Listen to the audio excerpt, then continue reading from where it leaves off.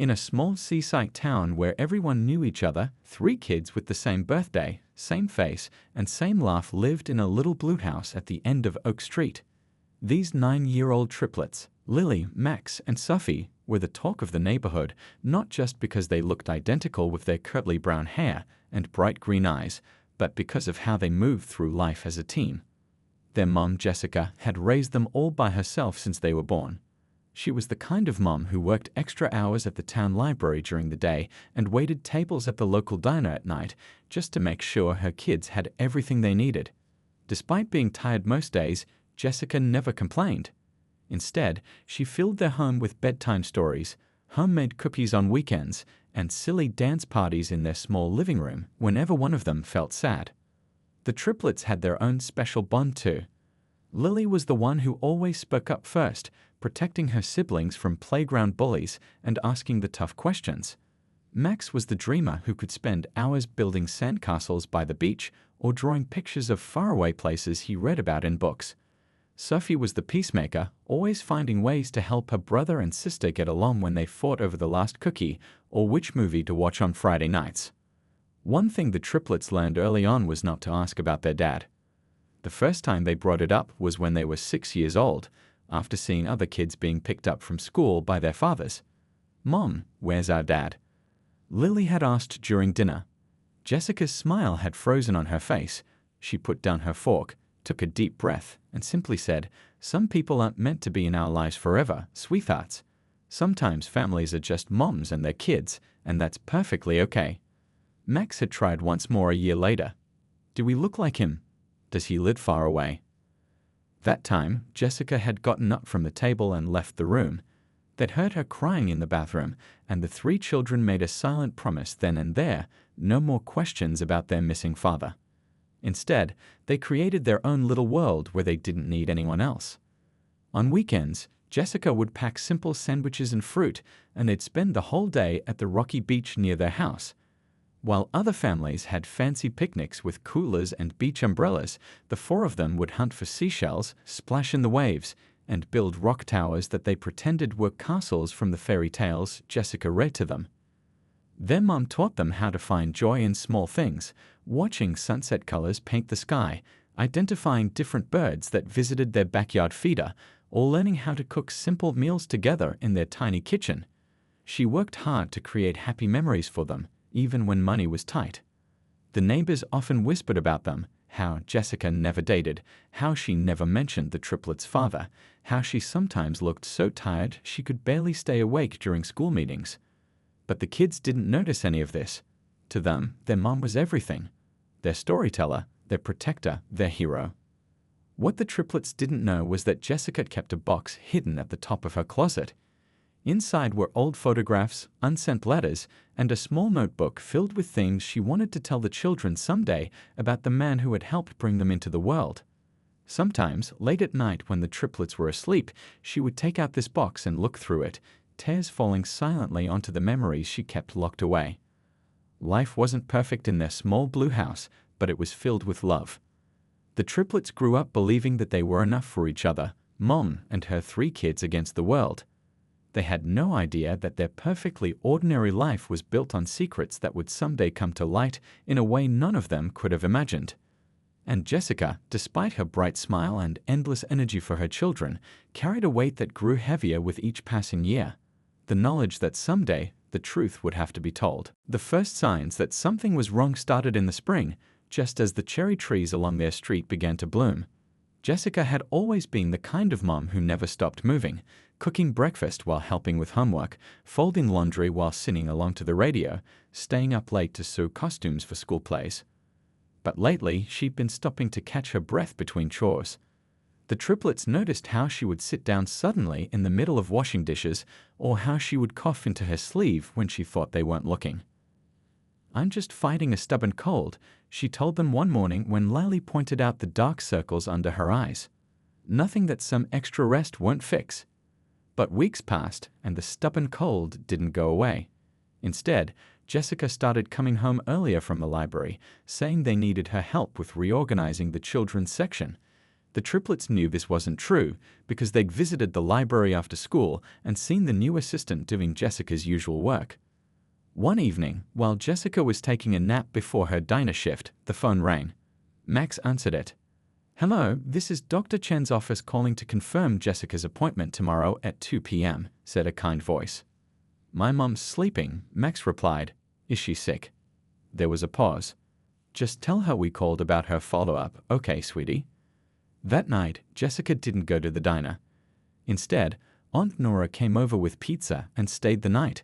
This became a pattern. Aunt Nora sleeping over more and more often, bringing groceries, helping with homework, and whispering with Jessica in the kitchen when they thought the kids couldn't hear. "They deserve to know," Nora said one night, her voice carrying down the hallway to where the triplets sat pretending to watch TV. "Not yet," Jessica replied firmly. "I'm not giving up. We don't need to scare them until we know for sure." Sophie started having nightmares. Max became quieter than usual.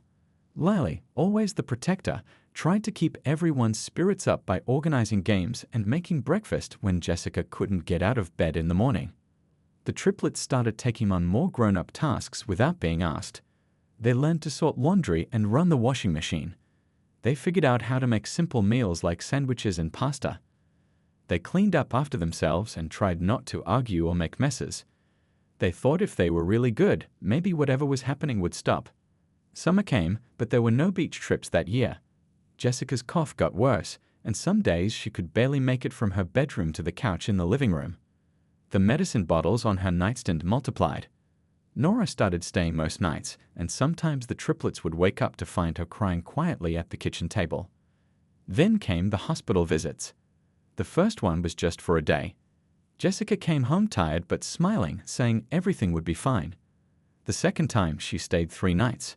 When she returned, her face was pale and her curly hair, which had always matched the triplets, looked thinner. "I need to talk to you 3, she said one afternoon, patting the couch beside her. The triplets squeezed in, pressing against her sides like they used to do during thunderstorms when they were little. "I'm not getting better as quickly as we hoped," Jessica said, stroking Sophie's hair. "The doctors are trying their best, but I need to stay in the hospital for a while so they can give me stronger medicine." "But who will take care of us?" Max asked, his voice small. "Aunt Nora will stay here with you, and I'll call every day." What Jessica didn't tell them was what the doctors had said, that the cancer in her lungs had spread, that the treatments weren't working as well as hoped, that time was becoming precious. The next few weeks blurred together. School ended, but instead of summer freedom, the triplets lived in a strange new world of hospital visits, neighbors bringing casseroles, and Aunt Nora trying her best to keep their routine normal. They would sit by Jessica's hospital bed, telling her about their days, pretending not to notice how much thinner she got, how the light in her eyes dimmed a little more each time they visited. And in the quiet moments when she slept, they would hold hands, forming their unbreakable triangle, silently promising each other that somehow they would get through this together. The day of the funeral dawned with a gentle rain that seemed to match the mood of everyone in town. The triplets had never worn such formal clothes before. Lily and Sophie in simple black dresses that Aunt Nora had bought for them, and Max in a button-up shirt and pants that were a bit too big because they'd been borrowed from a neighbor's son. "You look very grown-up," Aunt Nora told them, her own eyes red and puffy as she straightened Max's collar. None of the kids answered. They hadn't said much since that terrible night 3 days ago when they'd been woken up and taken to the hospital, only to be told they were too late. Their mom was gone. The small church where Jessica had sometimes taken them for holiday services was packed. It seemed like the whole town had come. Teachers from their school, people from the library where Jessica had worked, waitresses from the diner in their black uniforms, and neighbors who had been bringing food to their house all week. The triplets sat in the front row with Aunt Nora, staring at the closed casket covered with white lilies, Jessica's favorite flowers. The pastor said nice things about their mom, how she'd been brave and kind, how she'd devoted her life to her children, how her smile could brighten anyone's day. A lady from the library talked about how Jessica would always find just the right book for every child who came in. One of the diner regulars told a story about how Jessica had once organized a surprise birthday party for an elderly man who ate alone there every day. But none of these stories captured the mom they knew, The one who could make them laugh even on bad days, who knew exactly which triplet was which even when they tried to trick other people, who sang off-key while making pancakes on Sunday mornings. The triplets held hands tightly, their identical faces blank with shock, too numb to even cry anymore. After the service, everyone drove slowly to the cemetery on the hill overlooking the ocean. It was still raining, but softer now, more like a mist. People opened black umbrellas and gathered around the freshly dug grave. The triplets stood right at the edge, watching as their mother's casket was lowered into the ground. That's when Lily noticed him, a tall man standing under an oak tree at the edge of the cemetery. Unlike everyone else who kept glancing sympathetically at the triplets, this stranger seemed unable to look away from them. He wore a dark suit like many of the other men, but he didn't stand with any group. He just watched, his face pale and his hands clenched at his sides. "Who's that man?" Lily whispered to Aunt Nora, nudging her sister to look. Aunt Nora followed her gaze, and her whole body stiffened.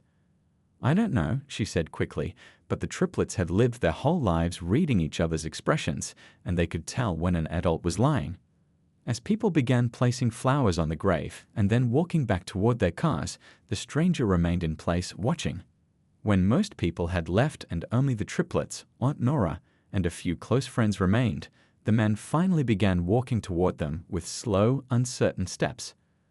"We should go," Aunt Nora said suddenly, trying to guide the children away, but the man had reached them now. He was tall with broad shoulders, and his dark hair had flecks of gray at the temples. But what made the triplets stare was his eyes, green eyes, exactly like theirs, now red-rimmed with tears. "I'm Thomas," he said, his voice deep but shaky. He looked at each of the triplets in turn, seeming to drink in every detail of their faces. He paused, swallowing hard. "I'm your father." The word hung in the air like the mist around them. Father. A word they'd learned not to say. A person they'd learned not to ask about. A mystery they'd given up on solving. "That's not possible," Max said, finding his voice. "Our mom said we don't have a dad." "You have no right to be here," Aunt Nora hissed, stepping between the man and the children. "Not after everything. Jessica wouldn't want this." "Please," Thomas said, his eyes never leaving the triplets. "I just want to. We need to leave." Now, Aunt Nora cut him off, wrapping her arms around the children's shoulders and steering them toward her car. As they walked away, the triplets couldn't help looking back. The stranger, Thomas, stood alone by their mother's grave, watching them go, a look of unmistakable longing on his face.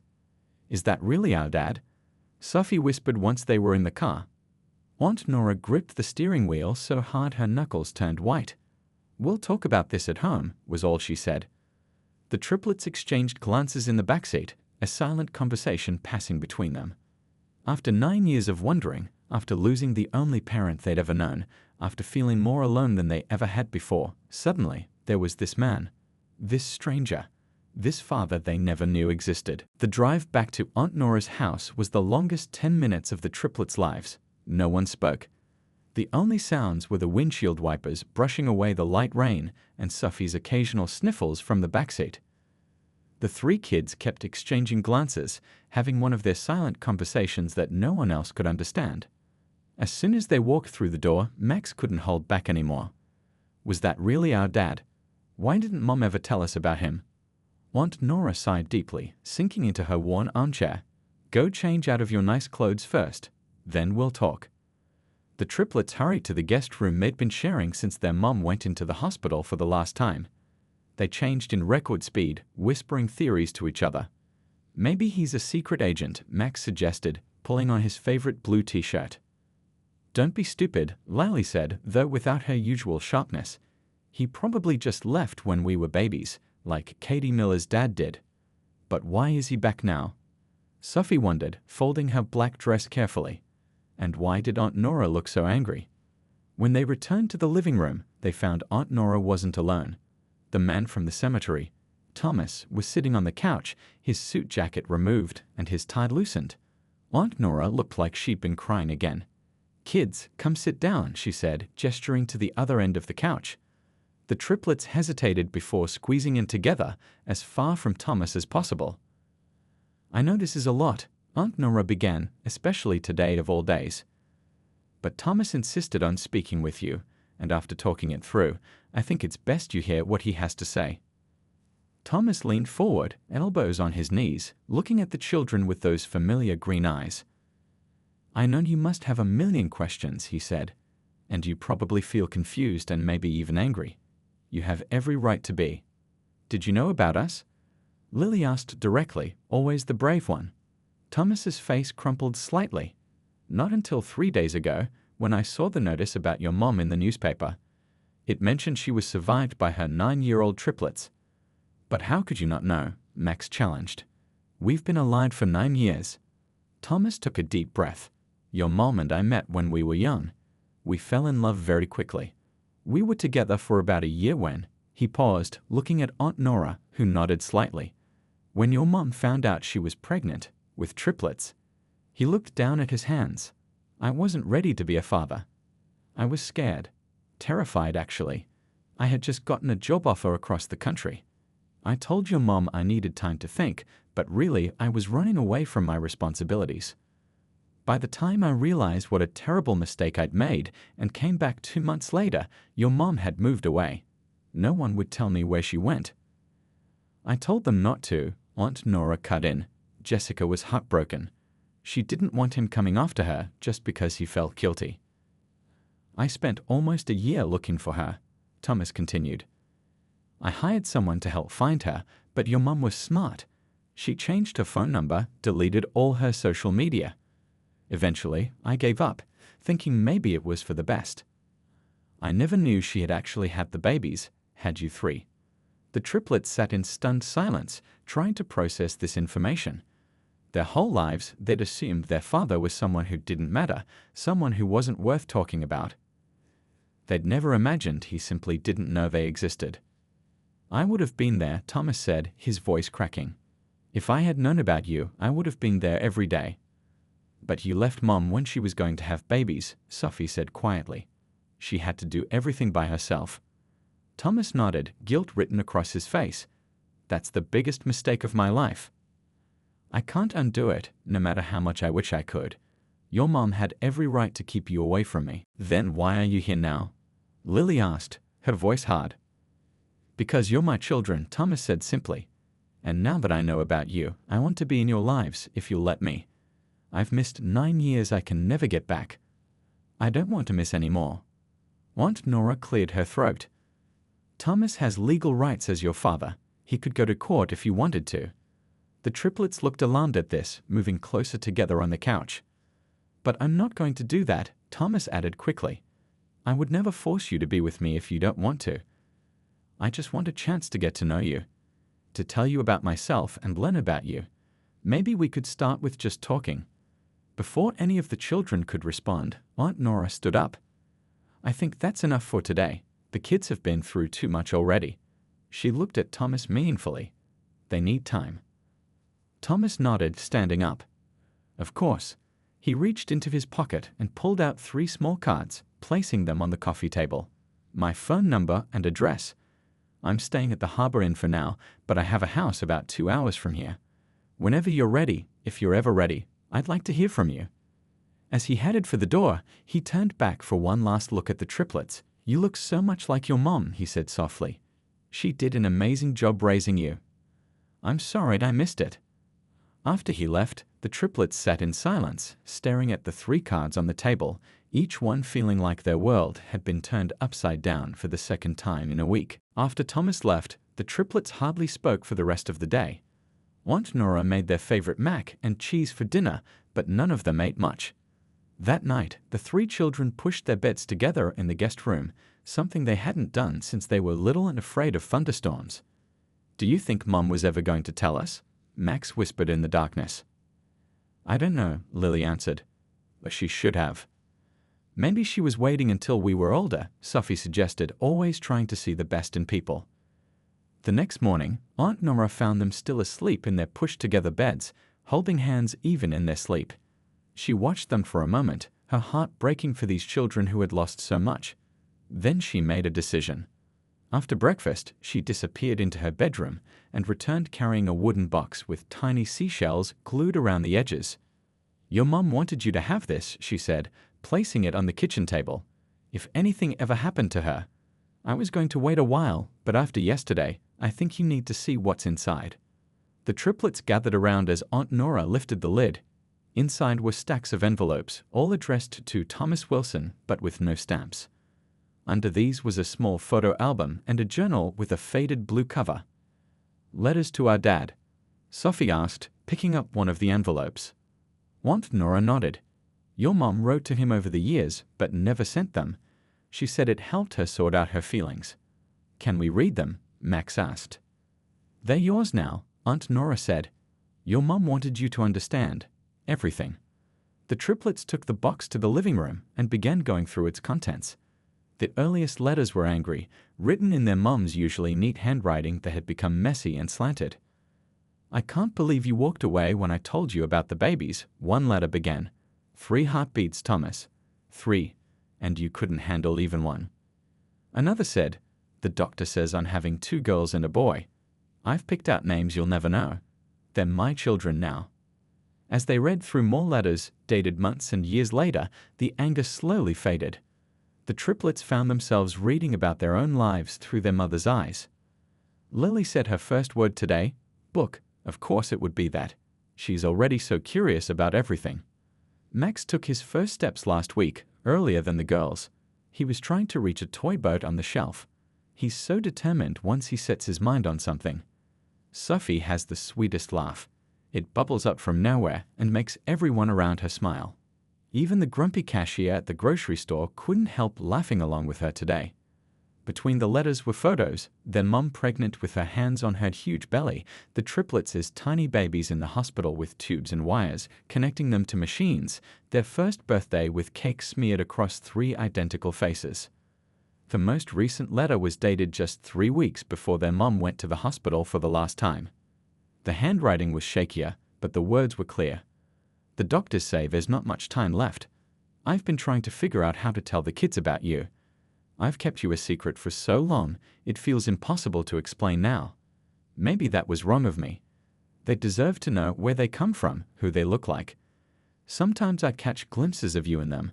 Lily has your stubbornness, Max your creativity, Sophie your kindness.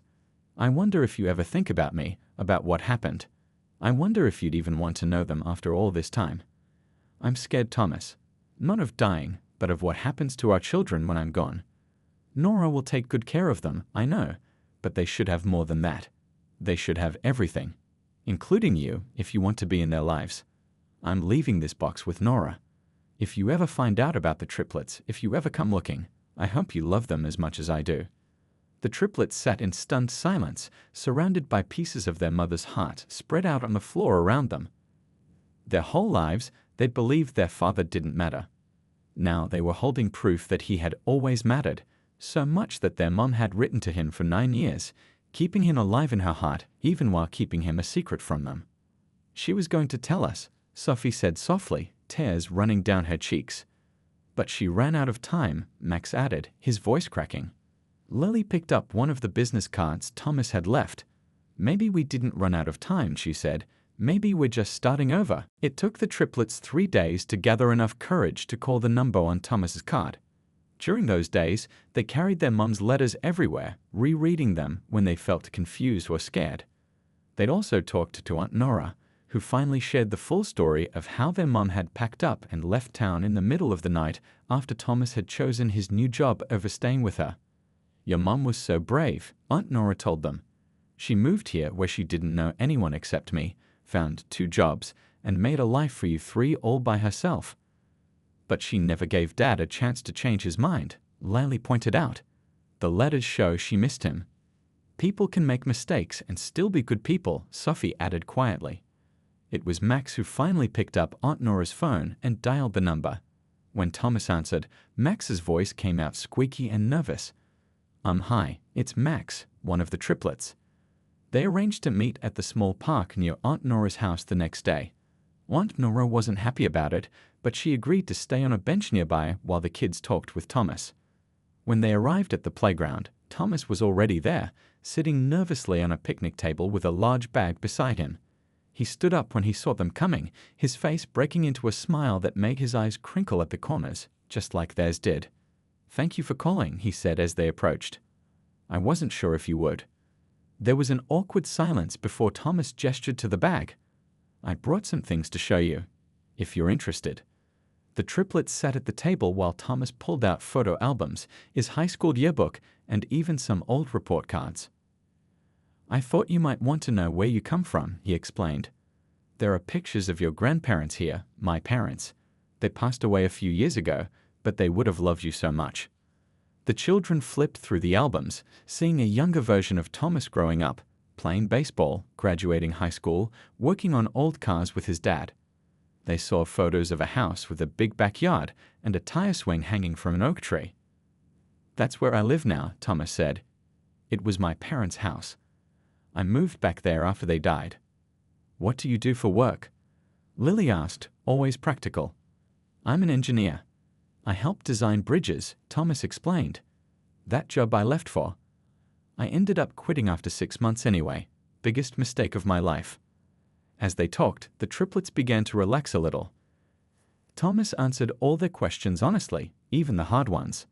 "Did you ever try to find Mom again?" Max asked. Thomas nodded. "For the first year, I looked everywhere. But your mom was smart about disappearing. Eventually, I convinced myself that she must have, that maybe she hadn't kept the babies. I know that sounds terrible now, but it was easier to believe that than to think I had children somewhere I couldn't find." "We read Mom's letters," Sophie said suddenly. "The ones she wrote to you but never sent." Thomas looked surprised, then sad. "She wrote to me? All these years?" Lily nodded. "She was going to tell us about you, before she got too sick." Thomas wiped his eyes quickly. "Your mom was an amazing woman, much stronger than I ever was. I didn't deserve her forgiveness." "The last letter said she wanted us to know you," Max said. "If you wanted to know us." Thomas looked at each of them in turn. "I want that more than anything in the world." As the afternoon went on, something shifted. Thomas pulled out a small chess set, and Max's eyes lit up. "You play chess?" "Since I was your age," Thomas said. "Do you?" Max nodded eagerly. "Mom taught me, but Lily and Sophie don't like to play." While Thomas and Max started a game, Lily asked more questions about Thomas's job and his house. Sophie mostly watched, but occasionally added her own quiet questions. By the time Aunt Nora came over to say it was time to go, the triplets had learned that they got their green eyes from Thomas, that Max's love of building things came from his father's side, that Lily's quick thinking was something Thomas had always been known for, and that Sophie's gentle way with people reminded Thomas of his own mother. "Can we see you again?" Sophie asked as they were leaving. "I'd like that very much," Thomas said. "Maybe next time I could take you for ice cream. If your aunt says it's okay," he added quickly, glancing at Nora. Aunt Nora's face was still tight with old anger, but she nodded slightly. The kids can decide who they want in their lives. As they walked away, Max turned back. "I almost won that chess game," he called. "Next time I'll beat you." Thomas laughed, a sound so similar to Max's own laugh that it made all 3 children pause. "You can try," he called back. That night, as Aunt Nora tucked them into bed, the triplets felt different. They were still sad about their mom, that would never change. But something new had entered their world, something unexpected. "Do you think we could visit his house someday?" Sophie whispered after Aunt Nora had left. "Maybe," Lily said, "but we don't have to decide everything now." "I like him," Max admitted. "He's not what I expected." "What did you expect?" Lily asked. Max shrugged in the darkness. "I don't know. A bad person, I guess. But he's just a regular dad who made a mistake." A regular dad. The words hung in the air between them, strange and new, but somehow comforting too. 1 year later, the maple trees along the cemetery path were showing their first hints of autumn gold. The triplets walked slowly, each carrying a single white lily. Thomas followed a few steps behind, giving them space yet remaining close enough to show support. Aunt Nora walked beside him, no longer with the tense shoulders and tight lips that had marked their early interactions. It had been exactly 1 year since they'd buried their mother. 1 year since they'd discovered they had a father. 1 year of slowly building a new kind of family from the broken pieces of their old one. The triplets reached the headstone first, a simple granite marker with their mother's name, birth, and death dates, and the words beloved mother, daughter, and friend carved beneath. They placed their flowers at its base, then stepped back, automatically holding hands as they always did in important moments. "Hi, Mom," Lily said softly. "We came to see you." "We miss you every day," Sophie added. Max nodded. "But we're doing okay." The past year had been filled with changes. After 2 months of weekend visits and daily phone calls, Thomas had asked if the triplets would like to move in with him. It wasn't an easy decision. They loved Aunt Nora and the small town where they'd grown up. But Thomas's house had that big backyard they'd seen in photos, with the tire swing still hanging from the oak tree. It had 3 separate bedrooms, the first time in their lives they wouldn't have to share. And it had Thomas, who had proven himself patient and kind, never pushing but always showing up. Aunt Nora had cried when they told her their decision, but not the sad kind of crying. "Your mom would be happy," she'd said, helping them pack their things. She wanted you to have a father if that was possible. The transition hadn't been perfect. There were arguments and tears and days when the triplets missed their mom so badly they could hardly breathe. Thomas learned that raising 3 9-year-olds was harder than any engineering problem he'd ever solved. But he never gave up, even when Lily yelled that he wasn't their real parent, even when Max refused to speak to him for 3 whole days, even when Sophie cried herself to sleep calling for her mother. "I'm not trying to replace your mom," he told them during one particularly difficult evening. "No one could ever do that. I'm just trying to be your dad. I'm new at this, and I'm going to make mistakes. But I promise I'll never stop trying." Slowly, they had created routines. Sunday pancake breakfasts, just like their mom used to make. Tuesday night board games where Thomas always let them win, until Lily caught on and demanded he play for real. Movie nights where they'd all squeeze onto one couch, even though there was plenty of other seating in the living room. They'd also kept connections to their old life. Aunt Nora visited often and sometimes stayed for weeks. The triplets spent holidays and school breaks in their hometown, visiting old friends and their mother's grave. Now, standing at that grave on the anniversary of their mother's death, the triplets felt the weight of all that had changed. "We brought Dad with us," Sophie said to the headstone, glancing back at Thomas. Thomas stepped forward, placing his own flower beside the children's. "Hello, Jessica," he said quietly. "I wish we could have talked one more time. I have so much to thank you for." He knelt down to be at eye level with the gravestone. "You raised 3 incredible kids. They're smart and kind and so much like you. I promise I'm taking good care of them, just like you wanted." The children watched as Thomas wiped away tears. It still surprised them sometimes to see a grown man cry so openly. Their mom had always tried to hide her tears from them. Aunt Nora joined them, completing their small circle. "We're all taking care of each other now," she said. "That's what families do." After a while, they walked back to the cars together. Thomas had his arm around Max's shoulders, while Sophie held Aunt Nora's hand. Lily walked a little ahead, always the independent one. "Dad," Sophie asked as they reached the cemetery gates, "can we get ice cream before we drive home?" "Mom always took us for ice cream when we visited Grandma's grave." Thomas looked surprised but pleased at the word Dad. Sophie had been the first to use it, about 6 months ago. Max had followed a few weeks later. Lily still mostly called him Thomas, but occasionally Dad slipped out when she was excited or tired. "Of course we can," Thomas said. "Any tradition your mom started is one we should keep." As they drove to the old ice cream shop in town, the triplets talked about their mother, sharing stories and memories that made them laugh and cry at the same time. Thomas listened, learning more about the woman who had raised his children, adding to the picture he'd formed from their mother's letters, which the triplets had shared with him bit by bit throughout the year. Later, as they headed home with ice cream sticky fingers and lighter hearts, Lally gazed out the car window at the passing landscape. "Mom would be happy," she said suddenly. "About all of this." "You think so?" Thomas asked, catching her eye in the rearview mirror. Lily nodded, more certain than she'd been about anything in a long time. "Her last letter said she wanted us to have everything, and now we do." From the back seat, Max and Sophie reached over to squeeze their sister's hands. The 3 of them formed their unbreakable triangle, just as they always had. But now that triangle existed within a larger circle, one that included Thomas, Aunt Nora, and the memory of their mother that would never fade. It wasn't the family they were born into. It wasn't the family they'd expected to have. but it was theirs, pieced together with love, forgiveness, and the truth that had finally set them all free.